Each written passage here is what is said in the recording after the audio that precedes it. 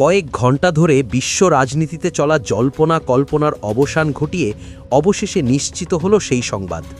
ইরানের রাষ্ট্রীয় গণমাধ্যম আনুষ্ঠানিকভাবে জানিয়েছে দেশটির সর্বোচ্চ ধর্মীয় নেতা আয়াতুল্লাহ আলী খামেনি আর নেই। ইসরায়েল ও যুক্তরাষ্ট্রের চালানো এক যৌথ বিমান হামলায় চিরবিদায় নিয়েছেন ইসলামিক প্রজাতন্ত্রের এই শীর্ষ ক্ষমতাধর ব্যক্তিত্ব। এই ঘটনায় ইতিমধ্যে তেহরান ৪০ দিনের রাষ্ট্রীয় শোক পালনের ঘোষণা দিয়েছে। এর আগে মার্কিন প্রেসিডেন্ট ডোনাল্ড ট্রাম্প খামেনিকে ইতিহাসের অন্যতম মন্দ ব্যক্তি হিসেবে আখ্যায়িত করে তার মৃত্যুর খবরটি প্রকাশ করেন।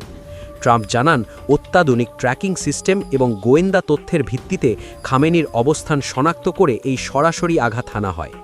এই হামলায় খামেনির মেয়ে, জামাতা, পুত্রবধূ ও নাতিনাতনি সহ পরিবারের বেশ কয়েকজন সদস্য এবং শীর্ষ সামরিক কর্মকর্তারাও নিহত হয়েছেন বলে নিশ্চিত করেছে ইরানের গণমাধ্যম।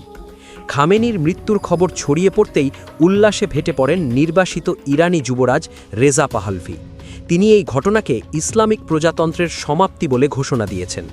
অন্যদিকে সংযুক্ত আরব আমিরাত ইরানে চালানো সাম্প্রতিক এই ক্ষেপণাস্ত্র হামলার তীব্র নিন্দা জানিয়েছে এবং নিজেদের প্রতিরক্ষা ব্যবস্থাকে সর্বোচ্চ সতর্কাবস্থায় রেখেছে।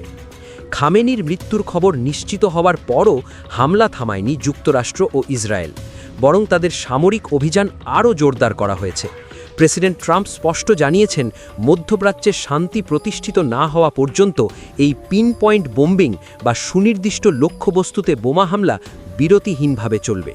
পেন্টাগন জানিয়েছে, ইরানের IRGC এবং গুরুত্বপূর্ণ সামরিক স্থাপনাগুলো লক্ষ্য করে একের পর এক সুনির্দিষ্ট হামলা চালানো হচ্ছে। আয়াতুল্লাহ খামেনির প্রস্থান এবং অব্যাহত এই বিমান হামলার মুখে পড়ে ইরান এখন তার ইতিহাসের সবচেয়ে বড় অস্তিত্ব সংকটের মুখোমুখি এসে দাঁড়িয়েছে।